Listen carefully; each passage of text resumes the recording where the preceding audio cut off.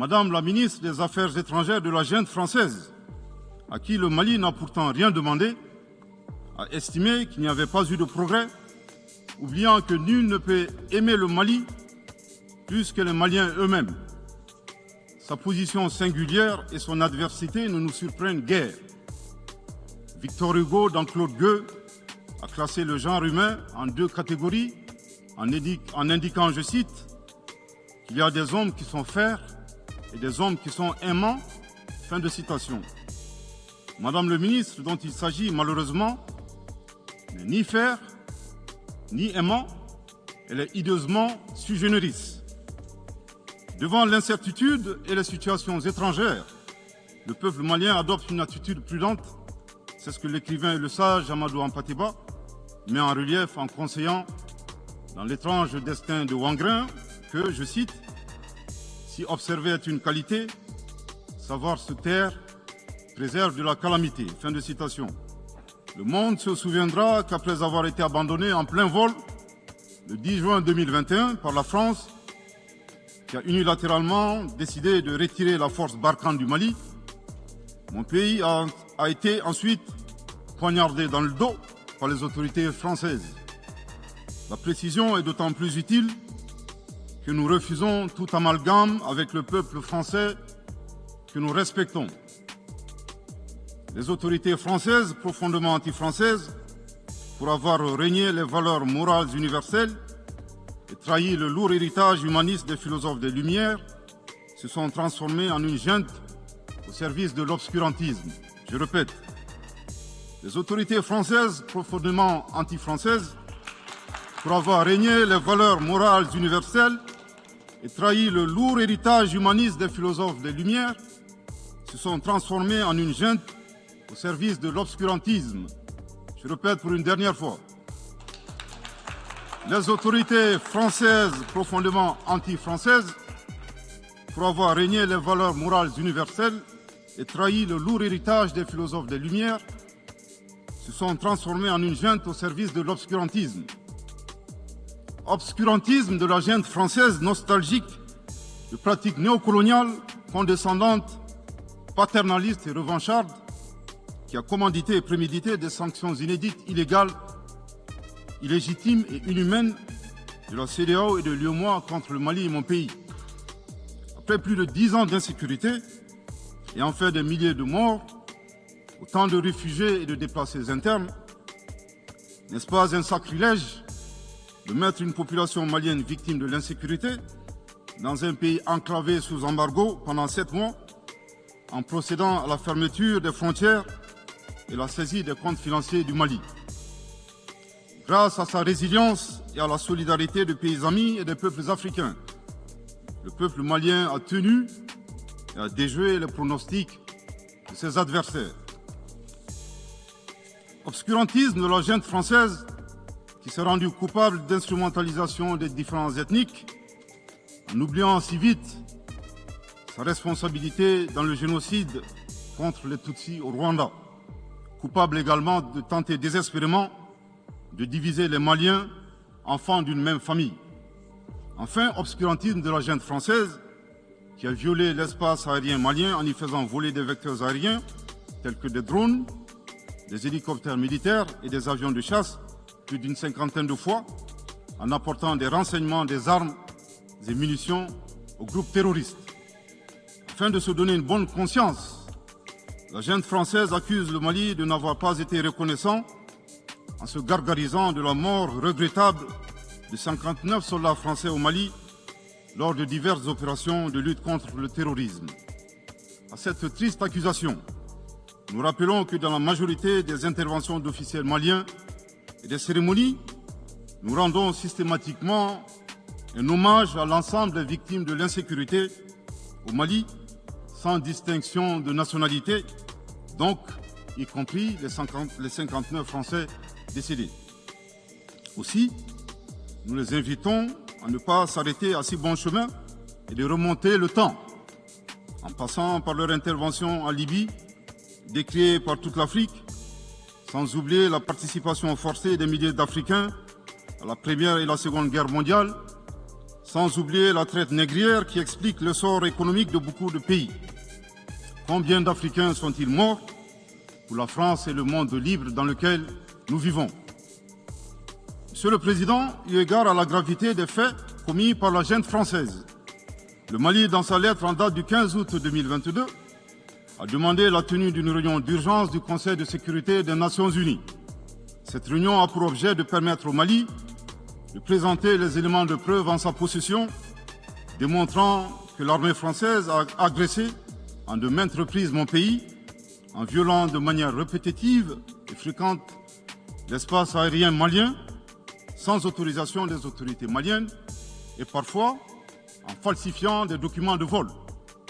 Plus grave, Monsieur le Président, le Mali sera en mesure de prouver que la junte française a fourni des renseignements et des armes à des groupes terroristes.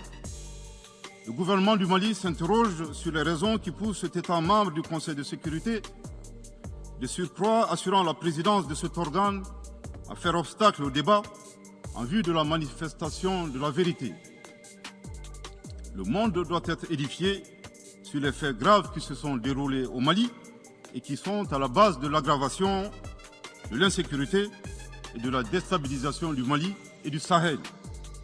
Par la saisine du Conseil de sécurité, le gouvernement du Mali entend mettre cet important organe chargé à titre principal du maintien de la paix et de la sécurité internationale face à ses responsabilités et dénoncer les agissements de la junte française contre mon pays. Ces actes hostiles sont incompatibles avec la Charte des Nations Unies et son statut de membre permanent. Il y va de la crédibilité de notre mécanisme commun, de l'efficacité de la lutte contre le terrorisme, mais surtout, il y va de l'intégrité de l'Organisation des Nations Unies, qui repose entre autres sur le respect des engagements internationaux, de la légalité internationale et de la Charte des Nations Unies. Monsieur le Président, il semble opportun pour le Mali de demander votre implication personnelle auprès du Conseil de sécurité des Nations Unies afin que notre demande aboutisse pour que cesse la duplicité et la guerre par procuration imposée à mon pays. Je terminerai en donnant 2 conseils aux nostalgiques de la domination. Ayez le sens de l'empathie en traitant les autres comme vous voudrez être traités ou en ne faisant pas aux autres ce que vous ne voudrez pas qu'on vous fasse. Le second conseil, revoyez vos copies, revoyez vos modèles, revoyez vos logiciels pour intégrer le changement de mentalité et l'évolution du monde dans vos grilles de lecture et d'analyse. Sortez du passé colonial et entendez la colère, la frustration, le rejet qui remonte des villes et campagnes africaines, des populations africaines, et comprenez que ce mouvement est inexorable. Grâce au principe de la multiplication fractale, vos intimidations et vos actions subversives n'ont fait que grossir le rang des Africains soucieux de préserver leur dignité. S'ils n'étaient qu'une centaine aux indépendances, aujourd'hui nous sommes des millions, et demain, tant que les paradigmes inégalitaires demeureront, nous serons des milliards. Le Mali et son peuple ne seront pas des spectateurs face aux assauts et l'adversité. Pour chaque mot employé de travers, nous réagirons par réciprocité. Pour chaque balle tirée contre nous, nous réagirons par réciprocité. C'est à ce prix qu'une nouvelle ère sera une réalité avec des solutions porteuses de changement pour relever des défis interdépendants, avec des États interdépendants et en valorisant l'homme sans distinction aucune, notamment de race, de couleur, de sexe, de langue, de religion, d'opinion politique ou de toute autre opinion, d'origine nationale ou sociale, de propriété, de naissance ou de toute autre situation telle que stipulée à l'article 2 de la Déclaration universelle des droits de l'homme. Enfin, permettez-moi de réitérer à notre secrétaire général, M. Antonio Guterres, notre haute appréciation des efforts louables qu'il continue de déployer pour la réalisation des nobles objectifs de notre organisation commune. Nous sommes convaincus que vous êtes un ami du Mali et du Sahel. L'amitié reposant sur la sincérité, souffrez que je vous exprime mon profond désaccord suite à votre récente sortie médiatique, au cours de laquelle vous prenez position et vous vous exprimez sur l'affaire des 46 mercenaires ivoiriens, qui est une affaire bilatérale et judiciaire entre deux pays frères. C'est évident que la qualification judiciaire des infractions liées à cette affaire ne relève pas des attributions du secrétaire général des Nations Unies. Au Mali, notre administration ne travaille pas sur la base de l'oralité ni de déclarations par voie de presse. Par conséquent, nous nous en tenons scrupuleusement à la note verbale de la MINUSMA, la mission des Nations Unies pour la stabilisation au Mali, référence MINUSMA bar PROT bar NV bar 226 bar 2022 du 22 juillet 2022, dans laquelle il ressort clairement qu'il n'existe pas de lien entre les 46 mercenaires et les Nations Unies. Les récentes synchronisations des actions et l'harmonisation des éléments de langage consistant à faire passer le Mali, mon pays, de statut de victime à celui de coupable dans cette affaire des mercenaires sont évidemment sans effet. Excellence, Monsieur le Secrétaire général, votre position sur l'affaire des mercenaires a été suivie par certains responsables d'Afrique de l'Ouest. Donc, c'est sous votre couvert que nous leur adresserons des messages. À l'endroit du président en exercice de la CEDEAO, M. Umaro Sissoko Embalo, qui affirme, je cite, « On vient de voir avant-hier la déclaration du secrétaire général des Nations Unies qui dit que ce ne sont pas des mercenaires. Moi, à la place des Maliens, j'aurais relâché ces 49 soldats. » Fin de citation. Je voudrais très respectueusement signifier à ce dernier qu'il existe un principe de subsidiarité, d'ailleurs au contour flou, entre la CEDEAO et les Nations Unies, et non un principe de mimétisme. Également, il est important de lui préciser que le secrétaire général des Nations Unies n'est pas un chef d'État et le président en exercice de la CEDEAO n'est pas un fonctionnaire. Par conséquent, il serait indiqué qu'il ne banalise pas la CEDEAO. Enfin, il est utile de rappeler au président en exercice de la CEDEAO qu'au Mali, les autorités n'interfèrent pas dans les dossiers judiciaires et respectent l'indépendance de la justice. Donc, nous n'avons pas vocation à interpeller ou relâcher. Ceci relève de la fonction judiciaire. Aussi, M. Umaro Sissoko Embalo doit être conscient du fait qu'il est le dépositaire d'un lourd héritage et de plusieurs sacrifices qui ont fait la renommée de cette organisation. La dynamique ayant fait la grandeur de la CEDEAO ne doit pas être brisée. Par ailleurs, nous avons pris acte de la menace de sanctions proférées contre le Mali et loin d'être impressionnés par des sanctions, je voudrais signaler au président en exercice de la CEDEAO qu'à la fin de son mandat, les peuples ouest-africains le jugeront sur les efforts qu'il a fournis pour améliorer les conditions de vie des populations et non des shows médiatiques servant à des agendas étrangers. À l'endroit de M. Bazoum, il remarquera que le gouvernement de la transition n'a pour le moment jamais réagi à ces propos injurieux pour deux raisons cumulatives. La première raison tient au respect de l'héritage laissé par nos ancêtres, qui consiste à ne pas répondre aux injures par des injures. La seconde relève de l'identité de M. Bazoum, l'étranger qui se réclame du Niger. Nous savons que le peuple nigérien, frère du Mali, se distingue par des valeurs sociétales, culturelles et religieuses très riches. M. Bazoum n'est pas un Nigérien, son comportement nous le reconforte totalement dans notre constat. Excellence, Monsieur le Secrétaire général, le Mali tirera toutes les conséquences de droit de vos agissements.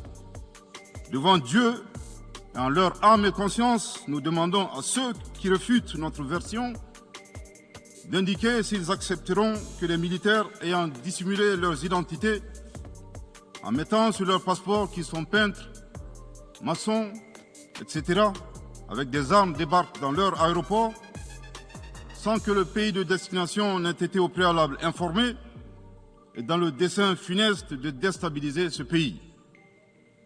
S'ils ne l'acceptent pas en tant qu'État, si cela n'est pas possible à Lisbonne ou ailleurs, le Mali non plus ne l'acceptera pas en tant qu'État et ce ne sera pas non plus possible à Bamako ou dans une autre localité malienne. Monsieur le Président, une nouvelle ère des solutions porteuses de changement pour relever des défis interdépendants. Thème de cette 77e session de l'Assemblée générale suscitera l'espoir de meilleurs jours pour le Mali, à la condition que le bilan sans complaisance de l'ancienne ère soit établi, que les enseignements soient tirés et que des recommandations objectives soient formulées.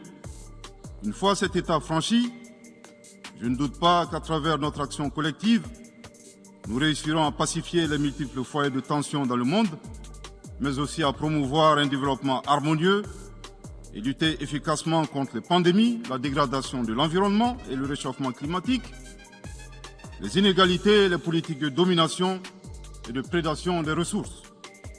Depuis le mois d'août 2020, le Mali, mon pays, se trouve dans un processus de transition qui prendra fin le 26 mars 2024 par le transfert du pouvoir aux autorités élues.